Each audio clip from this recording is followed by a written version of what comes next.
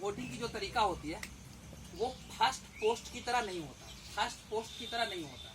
First post का तेरा मतलब हम लोग दिखाइए कि भारत में जो है सो 4 ऐसे क्षेत्र हैं जिसके चुनाव में जो है सो सीधे तौर पर जिसकी संख्या ज्यादा होती है वो जो है सो चुनाव में जीत जाता है। जिसके अंतर्गत हम लोग देखें कि ग्राम पंचायत के तहत, फिर आपका किसके तहत देखें नगर पालिका के तहत, फिर उसके बाद एमएलए का चुनाव देखा और उसके बाद एमपी का चुनाव देखा। इसमें क्या होता है कि सीधे तौर पर हम क्या करते हैं, मतदान करते हैं। सीधे तौर पर हम मतदान करते हैं और मतदान करने के बाद इसमें जिसकी संख्या ज्यादा होती है वोटों की, जिसकी संख्या ज्यादा होती है वोटों की, वो जो है सो क्या होता है चुनाव में जीत जाता है।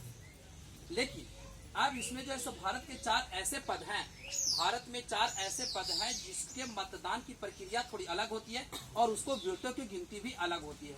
वो पद कौन कौन हो गए?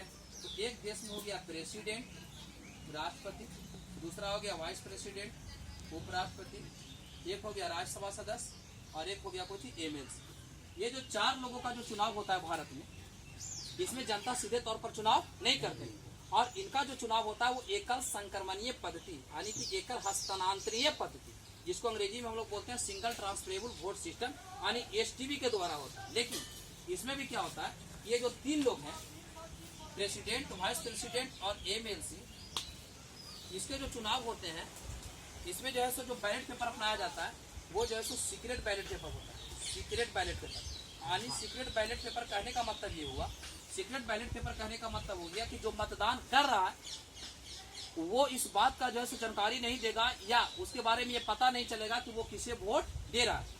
सीक्रेट बैलेट पेपर का मतलब हो गया कि जो वोट दे रहा है उसके बारे में पता नहीं है कि वो किसे वोट दे रहा है। लेकिन राज्यसभा का जो चुनाव होता है उसमें जो बैलेट पेपर अपनाया जाता है वो कैसा बैलेट पेपर होता है? Open ballot paper. Open ballot paper, ठीक है, इस बात को ध्यान रखना।